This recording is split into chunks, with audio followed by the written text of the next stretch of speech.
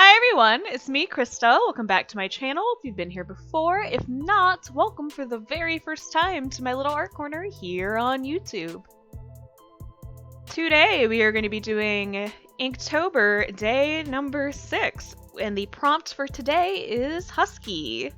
There are a couple of different ways to take this. Could have done a Husky puppy doggy, little doggo. I could have done something that's a little chubby or chunky. I decided to go with corn husks, because, you know, autumn happens. Specifically, I decided to take a corn husk doll as my inspiration. I was going to try to make it creepy, but that kind of didn't happen. It ended up looking pretty adorable. But now that I've discussed what I decided to make, let's talk about what is happening in this video right now at this very moment in time. I decided I wanted to use yellow as a base. I know, it's supposed to be all black and white. You're not supposed to have any fun with color. But hey, guess what? I like color. We're going to do a monochromatic thing with a yellow base. So we're just going to deal with it. For this yellow, I am using a Krink paint marker, and it is a K75. It is a pretty large tip, and I am just layering the yellow marker over and over again to try to get it as uniform as humanly possible. The paper I am using is 4x6 and is Strathmore 400 series watercolor paper.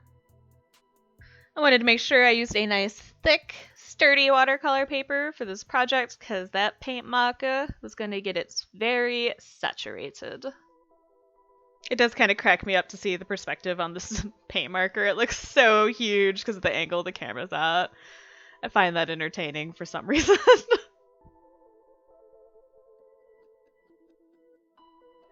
At this point, I've allowed that paint marker to dry down. I used some guidance lines, and I'm using my handy-dandy, cheap little Bic mechanical pencil to do the sketchy sketch.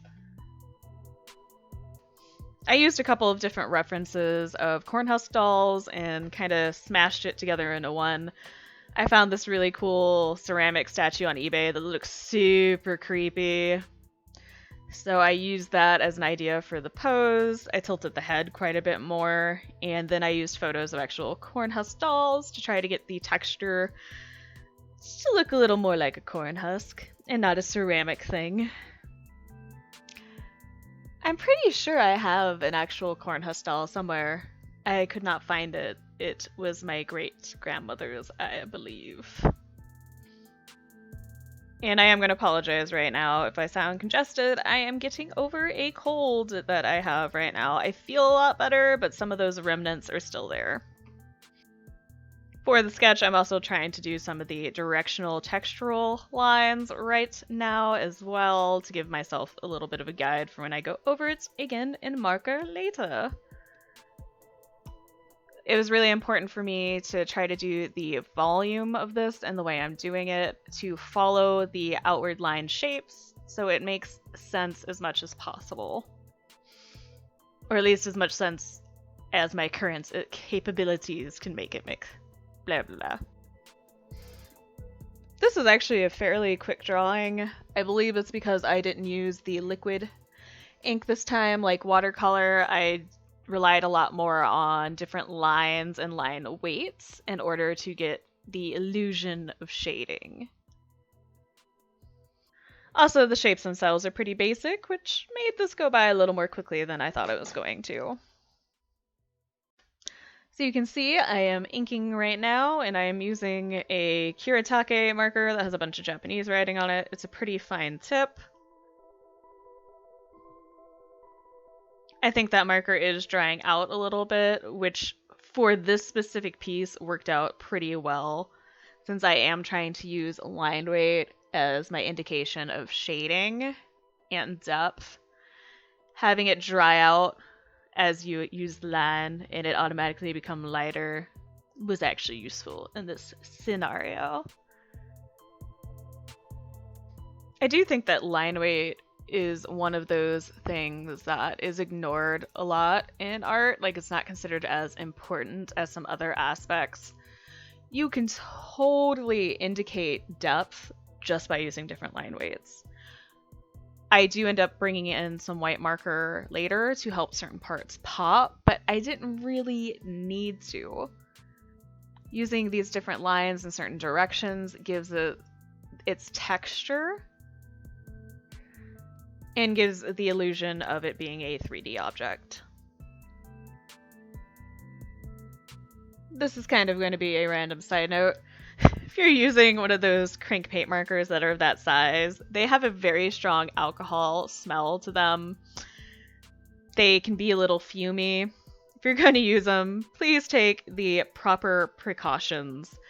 Obviously keep them away from heat and whatnot, because they can explode. But also when you're actually using them, make sure you're in a well-ventilated area or that you have a mask on. You should not be breathing these fumes for an extended period of time. It's bad for you, don't do it. The more you know. And is it just me, or at this point, does this kind of look like a mixture between Sam from Trick or Treat and Baby Groot? Let me know in the comment section down below if you see what I'm seeing.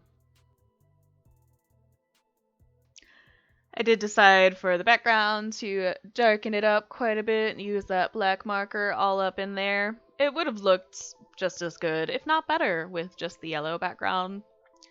Maybe I should have stuck that way, but I was already all in on that texture and just wanted to do more texture work. That is kind of the danger of doing a lot of lines. You can get so into making those little lines and creating as much texture as humanly possible that you lose grasp of the entire piece. You're focusing too much on the trees and not enough on the entire forest, so to speak. I did have a lot of fun with this one, and I think it's just because it's something that's a little bit simpler. Not as much thought had to go into it, and doing a bunch of small lines like this, at least for me, is soothing. Makes my brain shut down a little bit. Makes me happy. Is anyone else following these prompts for Inktober? Are you guys doing different prompts? Are you playing around with different kinds of media? What are you making? What you doing? Let me know in the comment section down below. I want to hear. I know for myself, I didn't want to buy a bunch of new stuff specifically for Inktober. I'm trying to use, for the most part, things I already have. I did buy extra paper because I knew I was going to need that, and I did buy an extra bottle of black ink and an extra bottle of white ink just so I do not run out. I didn't go out and get a bunch of crazy markers. I didn't do the Art Snacks Inktober box because the price on that was excessive to me, because I already have a lot of stuff that I would need. Like, I have liquid inks, little ink jars, I have nibs, which I don't really use, I have brushes, I have different kinds of markers. I didn't really need to invest the money into that, personally. And if you feel you need all that stuff, you go do it. It's all up to you. I think part of the beauty of this challenge, at least to me personally, is that you could basically do it with just a black pen, a ballpoint pen, and maybe a white gel pen for corrections or whiteout for corrections. You don't really need to get all the fancy stuff in order to participate. I think that makes it very accessible for a lot of people. At this point in the drawing, I am starting to do that background, and I am doing heavier lines towards the figure to help it stand out just a tiny bit more. And then going downwards and doing little lines up and down to insinuate a tiny bit of texture in the background as well. Yeah, there is no way this thing was going to end up looking creepy. It's just too darn cute. Darn it! I failed at doing the creepy for once. I made it super adorable. Ah! Still not mad at it. It was fun. I like it. As I previously stated, it is not showing in the video right now, but I do bring in a white Posca pen to help bring out some extra highlights to up the contrast a little bit. I did try using my white gel pen, which I do need to get another one of those. It is dying. It has so little left inside of it. And I've had this one for a couple years now, so it lasted me quite a while. I think I got it in like 2017, maybe? Pretty good. Good job, Uniball Signal. Good job. I think the combination of coffee and cold medicine is making me a little weirder than normal. Not that I'm not weird to begin with, but it's a little excessive today. I also always get like this when I start feeling better after being sick for a little bit. As soon as I get some energy back, it's like my whole body and brain go absolutely insane. They're like, yay! I can feel normal again! Let's be super hyper! Here's me trying to use that white gel pen, and it just was not working the way I wanted, so switched to that white Posca pen. Got that Posca pen in a sketchbox box. I'm just going to use it till it runs out of paint, and then I will switch over to different white paint markers. Just going to try to use what I've got right now, and then switch as I need to. And I'm going to switch between that white Posca pen and that black marker to kind of do some touch-ups with the background and certain other areas of the drawing. I always find doing projects like this to be nice, where you limit the color palette. I am one of those people that I want to use every single bold, strong color. Too much Rainbow Bright as a child, probably. Limiting your color palette sometimes helps you learn the way to do a certain media, how it works a little bit better. I always recommend doing something monochromatic when you are playing with something new that you have not tried before. I did cheat a little bit with this one because I know they say you're only supposed to do one color for Inktober, if you do color at all. I do bring in a little bit of red for the eyes and mouth, and some of that work was done off camera, but you'll see it in the still image coming up. That is going to be pretty much it for this video. I've been having a lot of fun with Inktober so far. I like using the word prompts and playing around with them. I think it's helping me move out of my comfort zone a little bit. So far, so good. If you liked this video, please hit that like button. If you have any comments, questions, feelings, or concerns, let me know in that comment section down below. If you want to see more videos like this and listen to me ramble, please hit that subscribe button. I want to thank you so much for taking the time out of your busy day or night to watch this video. I'm looking forward to hearing from you guys soon.